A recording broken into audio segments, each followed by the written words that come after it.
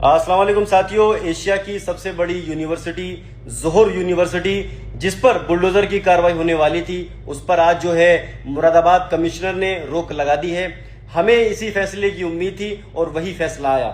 यकीनन जो भी बच्चे वहां प्रोटेस्ट में बैठे हुए थे, उस यूनिवर्सिटी को बचाने के लिए मैं उन्हें मुबारकबाद दूंगा कि जिस तरीके से वो मेहनत कर रहे थे, भूखे प्यासे वहां यूनिवर्सिटी के गेट के बाहर बैठे हुए थे। हम लोग भी वहां पहुंचे थे उनके समर्थन में और हमने भी पूरा समर्थन दिया था। जिन लोगों ने भी दिया, यकीनन आज वो तमाम लोग जो है एक अच्छा महसूस कर रहे होंगे।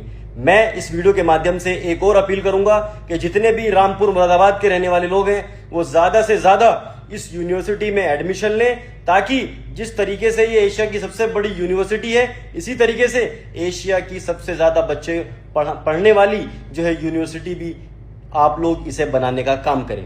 मुझे उम्मीद है इस वीडियो को आप ज्यादा शेयर करेंगे।